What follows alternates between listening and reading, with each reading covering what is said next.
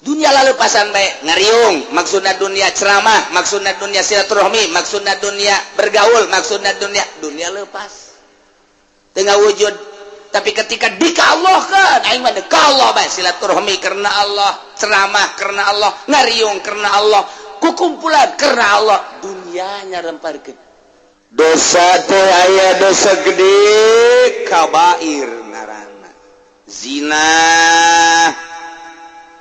mabok ngabunuh eta nu geus kitu ngaranna kabair aya deui dosa teh dosa sogoir neule awewe noel awewe eta mah sogoir tanu kos kitu geus dijelaskeun ku Gusti Allah tentang dosa-dosa baik anu kabair maupun anu sogoir wari instruksi ti Gusti Allah. Ade kudu dipatuhi ku urang, kudu di tengah-tengah ku urang supaya urang aman tina larangan-larangan. Aman urang tina bebendu Allah Subhanahu wa taala. Cik Gusti Allah wazaru zahiral ismi wa batinah wallahu alamu bimaradi wazaru jeung tinggalkeun ku anjeun utruku tegese taringgalkeun ku anjeun zahiral ismi wa batinah dosa-dosa nu zahir dosa-dosa nu batin dosa zahir teh ane alaniyatahu dosa anu ngedeng kadeuleu ku mata berarti dosa-dosa jasad dosa nu patalina kana awak zahir kadeuleu ku urang nomor kadua dosana dosa anu batin nu tersembunyi sir nu aya di jero qalbu jauhan dosa zahir jeung dosa batin teh wajib kudu dijauhan kurang tinggal gitu. Insyaallah. Di zaman jahiliyah baheula zinah teh zinah. Lamun zahir eta dianggap dosa, tapi lamun tersembunyi teu kanyahoan eta teh halal. Di zaman jahiliyah teh boga aturan kos kitu tah. Lamun ngalakukan zina jelas-jelasan kadeuleu kanyahoan ieu kena sanksi hukum haram tetep di zaman jahiliyah ge aya haram halal aya sebab baheulana aya hukum yakni kitab Injil nu diturunkeun ka Kangjeng Nabi Isa alaihis salam setelah kabelah dia 500 tahun lenyap ditahrib punyana 500 tahun ka dieu akan hukum sadaek-daek bae sanajan aya eta hukum teh teu dipaelu ku jelema teh saat eta teh turunlah Kangjeng Nabi urang Kangjeng Nabi Muhammad sallallahu alaihi wasallam dibere wahyu Al-Qur'anul Karim ieulah teu beda jeung Injil teu beda jeung Taurat teu beda jeung Zabur hiji nauhidkeun ka Gusti Allah hukum-hukumna akur bae zina baheula haram ku ari ge haram mabok baheula haram ku ari ge haram terus akur-akur baik adapun aya perbedaan-perbedaan jeung Injil jeung Taurat kuari perlu dikoreksi coba Injilna tahrif apa henteu coba Tauratna tahrif apa henteu jah anu nurunkeun hukumna nurunkeun kitabna Allah keneh kecuali bangsa puru-puru nu sautak saeutik ya mungkin aya beda ngan mayoritas nama aku nih kulantaran zaman jahiliyah teh seperti eta kabelah dieuna masih keneh eta teh hukum-hukum kos kitu teh tak dilakonan zina ketika kadeuleu nah ieu kena sanksi ketika sembunyi mah teu kanyahoan caknya halal zina teh di zaman jahiliyah kuari di zaman SBY hampir kos zaman jahiliyah kuari teh aya hampir jasa mirip malah leuwih bahaya kuari leuwih jahat kuari baheula mah lamun aya anu kadeuleu kena sanksi zaman jahiliyah mah kuari mah dicitra hambalaya eueuh kena sanksi di Citra Ambalaya. Tah didinya tah. Di mana Kiai tah? Di mana? Ah, pokoknya di tah beta di tah. Di mana sih? Ah, kawasan. Ku pakai Kiai nyaho eta barang liwat cangcut Ambalaya. Teu kaburu kacokot beureun kunyana. Ya Allah, ya Rabbi. Ai di dia di Puri mah aman. Alhamdulillah. Artina aman teh deuk kumaha ge teu kumaha. Aduh Gusti Allah lagu ge perzinahan di urang ya Allah ya Rabb. Kumaha buang ge di akhirat ieu tanggung jawab negara terhadap pezina-pezina, perlakuan-perlakuan. Ya Allah ya Rabbi, ada ringgis jasa ieu. Nu liar ge sakitu luar biasa lobana. Anu dilokasikeun ku pamarentah khusus Ambalaya sarua. Anu geus aya, anu encan aya dek dijieun deui loba. Geus puguh di hotel mah. Geus puguh tempat rekreasi mah. Ku ari Ambalaya di unggal-unggal perumahan. Masyaallah. Leuwih tibatan zaman jahiliyah. Di zaman jahiliyah mah tadi anu ngedeng mah nu jelas nu zahir. Kena sanksi lamun anu sasamaran kakarak teu naon kuari mah nu jelas nu samar masalah leuwih jahat Masya Allah matak turunlah ayat ieu wa zarullahiral ismi wa batinah tinggalkan kumarana kabeh dosa nu zahir anu kadeulean ku mata nu patalina jeung awak baik dosa kabair maupun dosa sogoir wa batinah jeung dosa nu tersembunyi anu ayana di jero hate. Dosa naon anu di jero hate? Dosa hayang kalem ku jelema salat, hayang kadeuleu ku tatangga salat, hayang kadeuleu ku mitoha salat, hayang kadeuleu ku pimitohaeun salat, hayang kadeuleu ku murid salat, hayang kadeuleu ku guru keur carita salat. Keur carita puasa kitu kene ria. Ieu adalah batin dosa nu aya di jero hate. Lempengkeun Allah. Nu nitah salatna Allah, anu ngalaksanakeunana, nu ngamampuhkeunana, nu ngawasakeunana Allah, nu rek kaganjarna ge Allah. Kalau bae sia tuh. Lantaran ke urang di akhirat teh kapan dipanggil ku Gusti Allah. Prede. Abdi nun coba salat dah, periksa malaikat, periksa ku malaikat. Tata salat tarawih ta. Hayang naon ta salat tarawih ta? Coba hayang kaing apa hayang kalem? Hayang kalem. Kusaha baca hayang kalemna? Ku pimitohaeun. Mana pimitohaeunana? Mana panggil? Panggil pimitohaeunana ka dinya. Tah. Ieu jelema tarawih. Liwat ka imah sia jeung deui nyana salat tarawihna hayang kalem tak ku sia ku pimitohaeun. Cak Gusti Allah titah cokot ganjaranna kanu hayang dialem tah. Cokot ka pimitohaeun lah. Ana mah teu bisa ngaganjar, anda teu bisa ngaganjar, bilukeun ka ditu. Ka mana? Itu tuh. Itu mah seuneu. Heuh ka seuneukeun. Dikanarakakeun. Batin da batin. Naon deui? Asod. Batur nu maju warungna nyana nu gering. Batur anu maju usahanana anu pengek. Batur anu kabeuli mobil nya nu ngap-ngapan. Batur anu kabeuli deui mobil nya anu diopnam. Ieu karana hasud nu kos kitu. Ieu. Teu meunang aya nikmat di batur haju nyangkelik bae. Eta panyakit batin nu kos kitu ngaranna. Wari sombong. Udah kos kitu bae ku tetang kototeng. Ya Allah, mobilna jeung nyanana dibeuli ku aing, kabeuli kabeh. Eta ngaranna sombong tak kos kitu tah. Bisa naon si sia teh aing ngadu jeung aing, sombong ngaranna. Bukan naon si sia hayu jeung aing, sombong ngaranna. Atau keur sorangan bae, rarasaan jeung aing pangsugihna, aing pangkasepna, aing pang sagalana. Ujub eta penyakit-penyakit batin nu kos kararita. Tinggalkeun wa zarullahiral ismi wa batinah.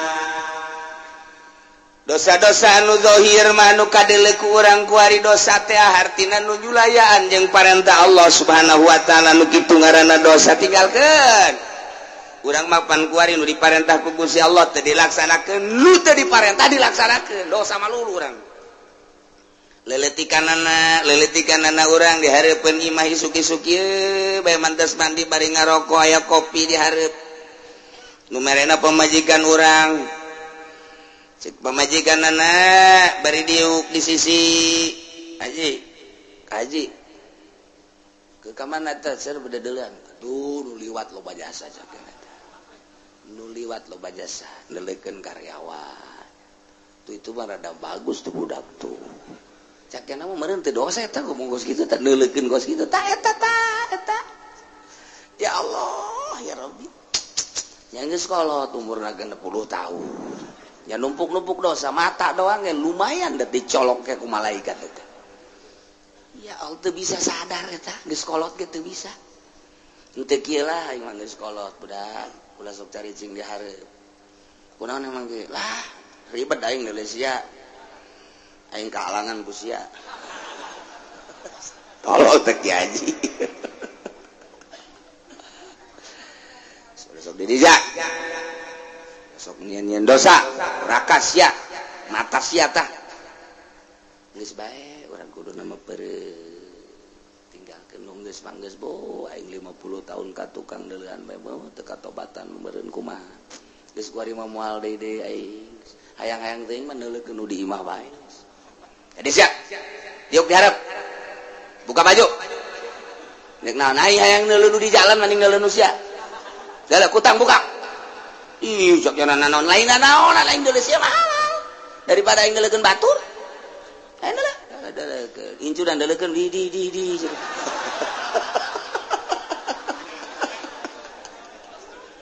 aduh Gusti Allah nu agung eta mah halal rek dideuleukeun ge masalah aya nu di jalan mah haram azabiyah ulah di urang mah teh hesepan kuari di Arab mah kan rada deres di Arab mah sajore-jorena di Arab lantarannya nama pakai borongsong kan ka dieu. Kadang-kadang matana ge atuh teu kadeuleuan kapan make cadar. Geus urang teu bisa neuleuh di Arab teu bisa neuleuh. Sejahat-jahatna di Arab pelebah aurat mah tetep make katutupan. Coba di urang. Di urang mah masyaallah tuh hese jeung make jilbab. Aya ge jilbab sakit sapotong. Rada deres geus. Ai ieu ditutupan ai ping-ping ka mana-mana. Nek kumaha deui cobayu. Geus hese bae kumaha di Indonesia mah jadi urang ieu hese jasa. Mata kata asal keluar berarti imah mata mah geus berdosa bae pasti jasa. Mata mah geus pasti jasa. Manta kuari ba atuh nu bagus mah geus ulah ka mamana. Cicing bae di imah. Cak. Tatangga teh jeung cak murid-muridna. Kiai bloonnya. Kunaon emang? Bloon. Nyana ditahan ulah ka mamana, nyana ka mamana bae. Kiai da si tolol ka mamana bae. Jakuari mah dek kiai dek teh saha asal geus loba kaluar we pasti bae neuleuh aurat. Hajupan ieu hatena encan bisa aja encan dimimitian dijaga pan kunyana.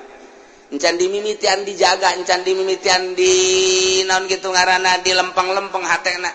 Ai kitu mah nu geus tapakur sering gitu ngabebener hate. Ketika aya berem atawa teu melu rada deres pan encannya nana encan ke arah batin asal neuleuh nu geulis atuh aya sir asal neuleuh nu goreng cakate teu resep tamah padahal tak kikituan teh doraka pan itu mah hideung itu mah pendek eta doraka pan kos kitu teh cak Allah pan eta buatan aing kabeh kunaon atuh sia ngagogoreng buatan aing lain hayu ku sia disyukuri kadanan sia atuh kusyukuran mah ulah-ulah ngomong janjieun teh becus atuh pan sia mah padahal buatan aing urang tapi teu sadar pan kadinya satungtung urang can ngaberesan hate kitu bae urang deuleunan naon aju kadeuleuh bae pan ku urang naik angkot kebeneran jeung si Mbak make rok mini pan didinya sanajan urang make sorban dideuleukeun bae tadi komo mun teu make sorban sakilang make sorban bae cakate di udah seutik deui tah asal orang memakai nyere mah disingkapkeun ku urang. kumaha alaqona zahirul ismi zahir dosa lu zahir eta kakarak mata doang masyaallah encan cili encan kabelah ditunah tu ayeuna mah kitu main catur encan main gaple main remi encan main bola kabelah dituna encan gegendengan jeung awewe encan kabelah dituna mah kholwah jeung awewe di kamar kabelah dituna mah kabair mawaan simba zahirul ismi wadar tinggalkeun wa batinah ieu hese mah tarolah nu zahir mah meureun ai ustad-ustad teuing mah nyana kajaga ku ka ustadan tad bulan itu resep daek atuh aing mah ai daek mah daek we geus aing korep ustad pa geus lain ka Allah nyana ge sarua lain ka Allah teh ge isharam teh teu meunang Allah berarti teh mah kadeuleu ieu mah lain tuh aing pan ustad budak kumaha cenah lamun aing mah mawa kos kitu eta kan eta kos kitu teh geus teu bagus eta jadi nyana teh kahalangan ku ka ustadan lain ku Allah jadi nyana mah sieun geus sieun digorengkeun ku manusia lain ku Allah sanajan kos kitu rada deres belah heuladanna rada deres belah daripada diomong di tak ustad ngeboncengan si mbak aing mah karena Allah lillahi ta'ala Allahu akbar ustad tolol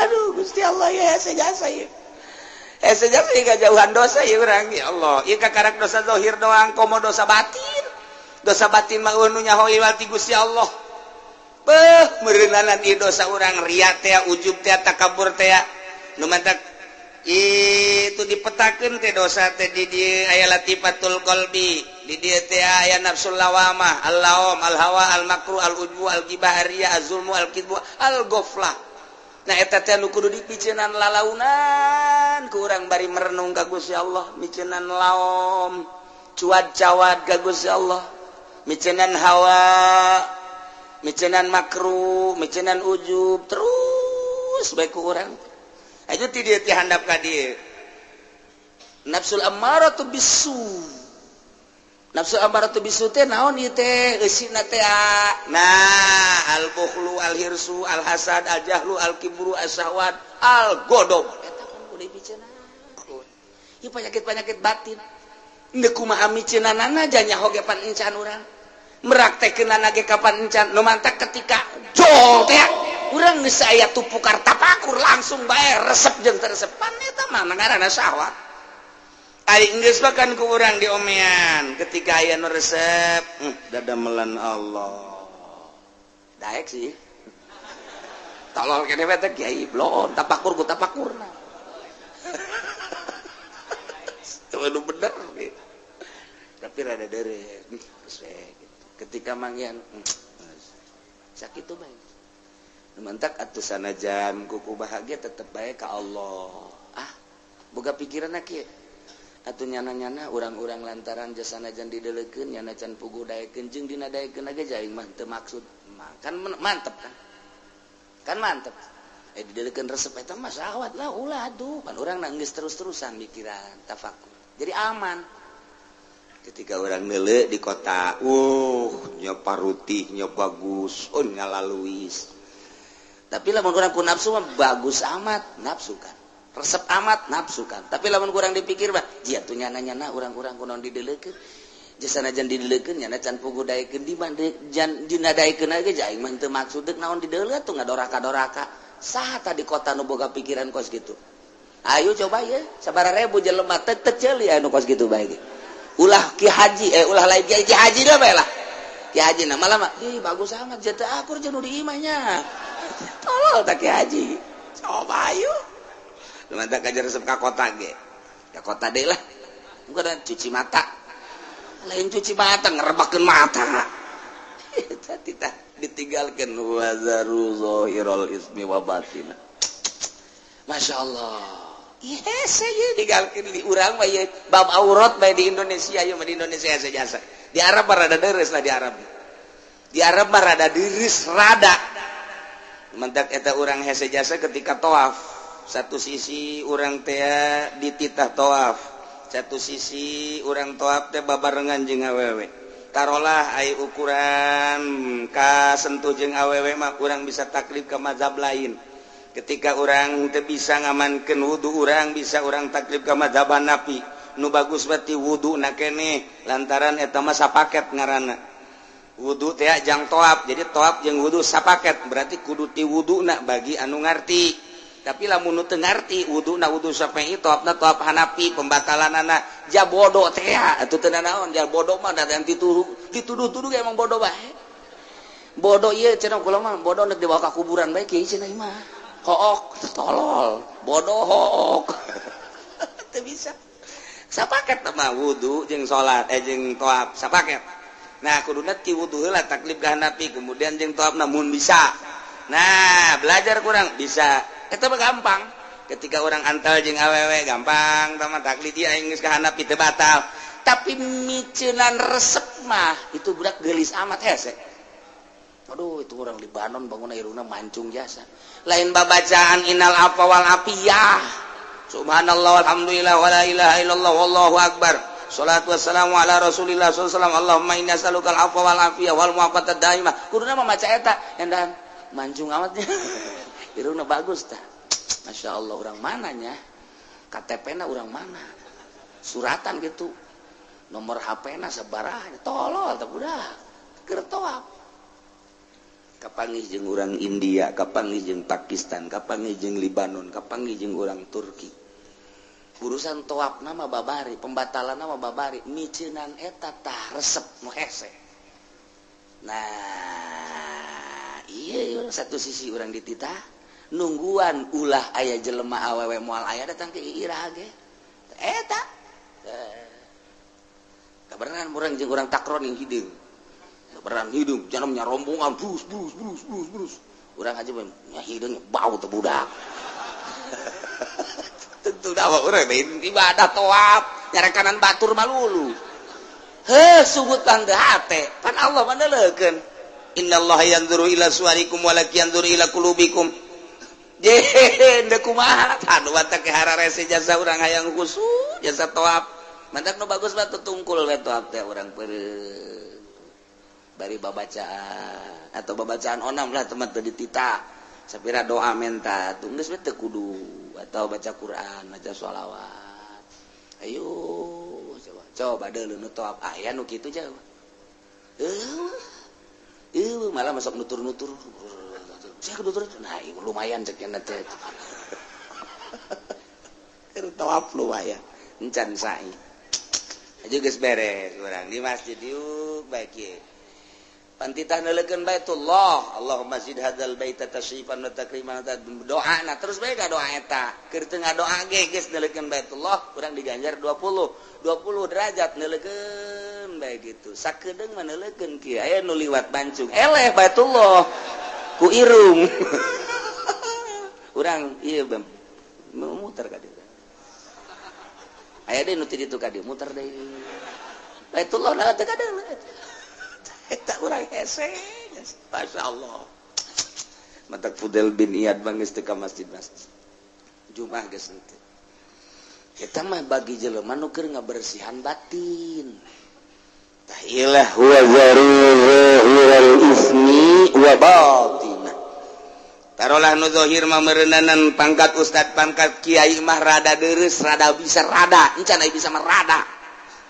tapi pelebah batin mah hese jasa ria teh ujub teh anu tadi dicaritakeun teh masyaallah sakitu hesena dua eta tatina latifatul qalbi jeung latifat jeung nafsu latifatun nasi inna nafsala ammaratum bisu esina sakitu tadi nah ieu nu hararese mah kos kitu nah eta teh nu kudu dipiceunan teh urang teh hirup memeh maot supaya miceunan panyakit eta ulah ngahayalkeun hayang jadi wali ulah ngahayalkeun hayang jadi solihin ulah piceunan bae etana wali mah datang sorangan ketika Kangjeng Nabi Musa hayang kapanggih jeung Allah hese jasa hese Kangjeng Nabi Musa teh hayang kapanggih jeung Allah datang ka menta kapan Kangjeng Nabi Musa maka Gusti Allah hayang kapanggih jeung Gusti teh kapanggih-panggih hese sakalina Gusti Allah deuk manggihan Kangjeng Nabi Musa Kangjeng Nabi Musa maksudna deuk dibere kapanggih jeung Gusti Allah di Gunung Tursina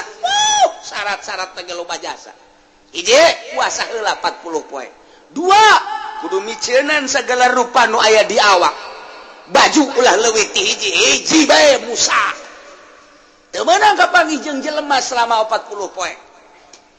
Eta teh riadoh Kanjeng Nabi Musa, sagede Kanjeng Nabi Musa nu dipilih ku Gusti Allah, hayang kapanggih jeung Gusti Allah, syaratna loba jasa jeung hese. Ketika kapanggih jeung Gusti Allah teu kuateun Kanjeng Nabi kharasaiqo. Musruk Kanjeng Nabi Musa. Tapi Kanjeng Nabi urang mah teu hayang kapanggih jeung Gusti Allah. Gusti abdi mah kumaha Gusti bae jadi ciptakeun teh ku Gusti abdi mah.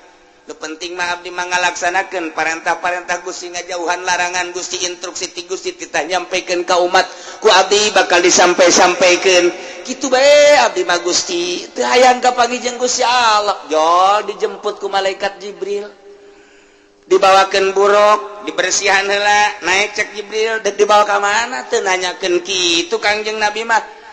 Dek dibawa ka mana dek kumaha henteu.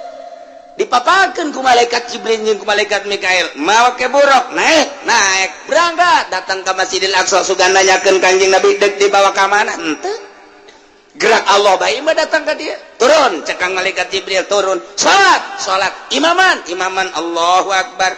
Nabi-nabi jeung rasul ngamakmum di tukang dek nanyakeun teh Kanjeng Nabi dek dibawa ka mana henteu. Beres naik cek Kanjeng cek malaikat Jibril, hayo berangkat ka luhur naik ka langit ka hiji. Nanya teh Kanjeng Nabi dek dibawa ka mana henteu. Janu ditanya sama malaikat Jibril, "Man hada?" "Saya." "Hada Muhammad." "Apa geus aya ieu instruksi?" "Geus." "Saha henteu?" "Ana Jibril." "Aya teh nu dibarengan?" "Muhammad." "Geus dibere izin?" "Geus." Naik. Kanjeng Nabi na ditanya henteu. Kanjeng Nabi mah nanya doang, "Aya teh saha? Aya di mana?" Henteu nanyakeun deuk dibawa ka mana. Henteu teu boga maksud tah urang ibadah teh titah nuturkeun kos kitu ulah hayang kapanggih jeung Allah ai salat henteu. Tolol teh coba. Pakai udeng-udeng, pakai jubah. Deuk ka mana? Deuk ka Allah. Woi, zuhur. Moal aing moal zuhur geus liwat aing mah zuhur. Syariat mah kos kitu mah. Aing mah geus datang ka hakikat. Waduh. Ranteh habak. Bebeutkeun. Lain kita, iya beda. Kanjeng Nabi Musa dipanggil ku Gusti Allah setelah hayang teu kuateun Kanjeng Nabi Musa. Kanjeng Nabi urang mah tenang bae sebab naon teu hayang ngan ngalaksanakeun parentahanana. Begitu datang ka Sidratil Muntaha malaikat Jibril mah teu kuat cek Kanjeng Nabi Jibril atuh bareng jata tarina bareng lain wilayah kula mah ngan datang ka dieu doang cek malaikat Jibril naik we ka ditu kula mah ajur cek nya. Jadi ulah sok haju ngaleuwihan wilayah ulah sing hade wilayah tadi jaga satu cek balik ke Kanjeng Nabi tungguan we di dah naik Kanjeng Nabi mah sorangan zat berarti luhur jasa Kanjeng Nabi pangkat dibandingkan malaikat Jibril ge sugan hayang henteu jata mah dibawa ku Gusti Allah teh nu mantak cek sidina Ali anjeun si maripat kumaha eta kunaon cek sidina Ali maripat kula mah ku Allah ti Allah ka Allah lainang kula lamun urang hayang maripat moal datang-datang urang hayang jadi wali moal datang-datang lain wali mujbir mah moal bisa geus ulah nyaritakeun kos kitu kuari mah salat nu bagus zahirna batinna bersihan engke ge datang sorangan ulah maksud nyieun kolong nyieun bae bale nu rapi engke teu deun kolong mah aya jadi aya kolongan atuh aya asal nyieun bale bae kolongan ulah maksud nyieun kolong ai balena teu rapi teu lain kolong ngorosot bae teh mah kahandap kudu mah nyieun bae bale nu rapi kolong mah pasti aya. Nah urang ge ibadah teh rapihan maripat engke aya sorangan ulah dihayalkeun mantap kamari jelema cenah hayang jasa manggihan Lailatul Qadar datang ka kiamat moal. Teu bisa dihayang-hayang, diintip emangna si Mbak diintip. Intip Lailatul Qadar cenah di lapangan. Lapangan mana? Citra. Ya Allah. Intip Lailatul Qadar di Citra sia mah. Waduh. Atuh kapanggih teh mangke. Jeung naon? BH tah mah.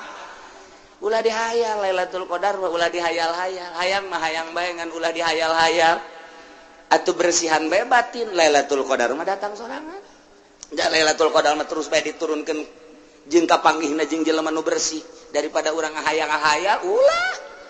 Engke ge Lailatul Qadar waliullah kapanggih jeung Lailatul Qadarna beda-beda. Aya nu keur salat, aya nu keur di kamar, aya nu keur maca Quran, aya nu keur ngobrol, aya nu keur diuk bae, aya nu keur di jalan. Atuh kumaha bae eta mah Gusti Allah nu mere. Anu penting bersih hate. Ai urang mah aya hate teh dibersihan, aya Lailatul Qadarna diintip. Oh, blow on. Bersihan batin Lailatul Qadarna ulah dihayal-hayal asal batin bersih bae Lailatul Qadar mah nyorot ka urang. Sesuai jeung kebersihan urang. Tuh, nu mentak Kangjeng Nabi mah teu hayangan kapanggih jeung Allah dibere dengan mudah kuat. Kangjeng Nabi Musa mah hayang jasa kapanggih jeung Allah. Ulilah ka kapanggih jeung make syarat. Gitulah carita jelema nu endek makrifat ka Gusti Allah teh. Nu endek usul ka Gusti Allah teu kudu dihayal-hayal. Laksanakeun bae mulai syariatna naik urang ka tarekatna. Engke ge hakikat bakal aya sorangan. Asal geus datang ka hakikat bae geus nikmat neuleuh naon bae Allah. Dina harti urang teh kagambar bae ta Allah teh geus teu sieun ku pejabat, teu sieun ku rakyat, geus teu kabita ku dunya. Hiji bae Allah. Geus mantep tah lamun geus kos kitu tah.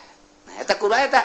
Ieu konsepna wazaru zahirul ismi wa batin. Piceunan geura teh. Dosa zahir jeung dosa batin.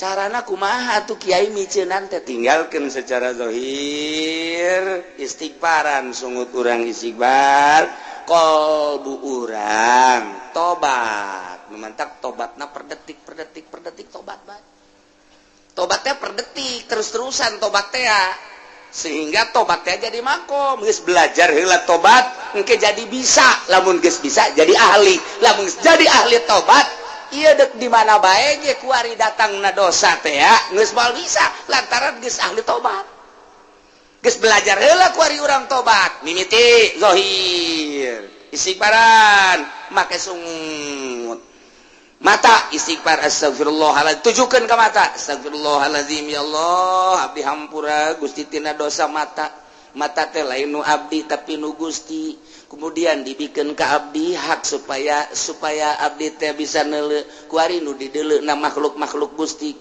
ieu mata nu abdi dipake ku abdi ieu mata nu Gusti dipakekeun ka abdi hakna sakadar neuleuh nu dideuleuh na ieu makhluk Gusti hampura Gusti tina dosa mata lantaran abdi neuleuh ka makhluk Gusti poho ka Gusti sebagai nu bogana geus encan urang tah tobat kos kitu encan atuh di mana menang Lailatul Qadar moal bisa hiji terus we per detik hampura Gusti eta mah teu kudu di masjid teu kudu di masjid tah kos kitu mah di jalan di mobil terus bae urang keur naik mobil di hareup teh neuleuh awewe di sisi jalan putih amat teh pingpingna ya Allah dosa langsung astagfirullahalazim sugan bae di hareup aya nu leuwih ti kitu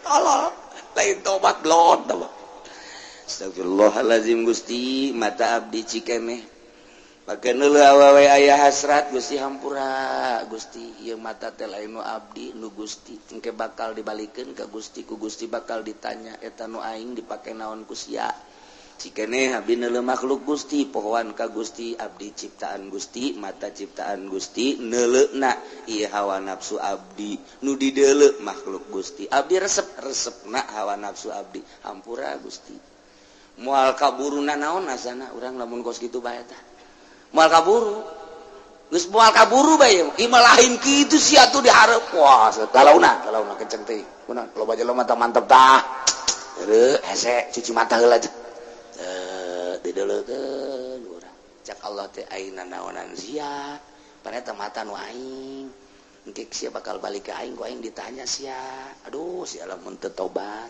tah eta entak ye wazaru zahirul ismi wa batin carana kumaha ninggalkeun tobat sanggeus teh urang ninggalkeun secara zahir tobat sakumaha tadi kuari celi ya Allah ya Rabbi astagfirullahalazim celi abdi hampura ieu celi teh nu Gusti lain nu abdi ulah pajar nu urang nu Allah nu mentak ke ku Allah teh dibere ngadenge ke ku Allah dibere torek atuh nu Allah ieu untuk Allah baik. Kadang-kadang orang waktu ieu lantaran torek bae ka rumah sakit geus puyeng jasa pohon ka Allah na. Sakala sia tuh lain ka aing. Ka dokter mah ka dokter bae tapi ka aing bae teh nu norekeun ge aing. Nu norekeun sia teh aing. Nu mata ku aing ditorekeun sia ngadaengkeun musik malulu jaipongan sagala naon. Sugan bae sia inget. Tah ku aing ditorekeun sia. Ayo sia ka dokter tah tapi ka aing. Dikorek-korek ku dokter, dibere obat. Cager, cek Allah teh cager. Lain nang dokter nang Allah. Cek Allah teh korek-korek dikorek-korek kudu. Moal cager sia ku aing, terus aing mah ditorekeun eta kepaeh sia. Atuh kumaha Allah bae. Ngan urang mah teu nyaho bae. Jadi urang mah loba demo ka Allah teh. Tungtuna mah ngomong Gusti, jabatur mah can tarorek aya abdi kunaon ditorekeun Gusti asana teu adil. Jeung sia nyebut teu adil ka aing. Cek Allah. Dengan dak rame jasa ieu ribuan jelema jutaan jelema mohon ka Gusti Allah. Allah nama biasa bae. Maha sagala-galan teh Gusti ieu ceuli nu Gusti haju dibikeun ka abdi hak pake. Nah abdi ngadengekeun suara-suara makhluk Gusti. Hampura Gusti ieu ceuli dipake ngadengekeun suara makhluk Gusti. Poho ka Gusti sebagai penciptana. Janu Gusti pan hampura Gusti besi aya naon gitu dedengan nuku Gusti tadi gitu tadi menangkeun hampura pan urang mah teu kitu dedekeun dak sulingna teh kadang suling aing merdu jasa suling calon presiden coba tah godekeun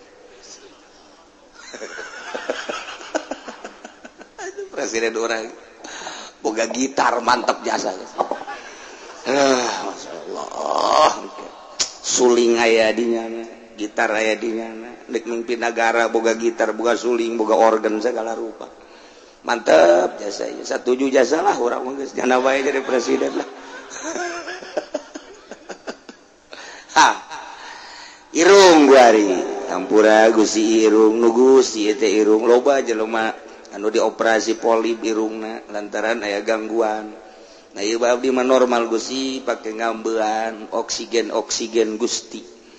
Di samping oksigen Gusti ieu teh pake ngambean sagala ambean nu sengit nu bau jeung sagala rupa.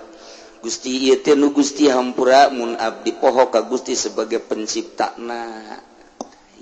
Zaru zahirul ismi wa batinah. Mulai ieu endek wa batinah teh kikituan heula teh hese eta kos kitu teh hese hiji-hiji. Terus ka sungut, terus ka beteng, terus ka dubur, terus ka kubul, terus ka suku. Hampura Gusti ieu suku teh pake lelengkahan bae. Duh, ieu ngalengkahna ge ieu sabenerna mah tanah gati Gusti. Anu ku abdi di lengkahan taneuh-taneuh Gusti Allah ya Rabbi Gusti hampura abdi ngalengkah di luhur taneuh Gusti. Besi ieu lelengkahan abdi teh sesuai jeung aturan Gusti hampura. Ta eta teh lain di masjid. Keur lempang keur diuk terus bae tah urang belajar ngaranna engke lamun terus-terusan bakalna bisa engke lamun geus bisa urang jadi ahli lamun geus ahli tobat teh jadi makom mulai urang boga makom tobat ngaranna nah di dinya dosa naon bae langsung bae ka istighfaran ku urang tek astagfirullah urang mah aya bae lantaran urang mah lain nabi mah maksum moal aya dosa urang mah jelema biasa aya ngan urang teh dititah tobat tubu ilallahi taubatan nasuha sehingga tobat teh jadi makom ngeunaheun urang teh kulantaran boga loba tobat terus bae keur lempang keur di mobil keur diuk keur sare gedeg sare terus bae urang mah tobat ka Gusti astagfirullahalazim nginget-nginget tadi teh hampura lain deui ke salatna ge ngeunaheun geura ge lantaran geus eueuh dosa nu ngahalangan kana ngeunahna salat eta adalah dosa ketika eueuh dosa salat hampang Allahu akbar Bismillahirrahmanirrahim samiallahu Allahu akbar ku hampang-hampangna zuhur ge 2 rakaat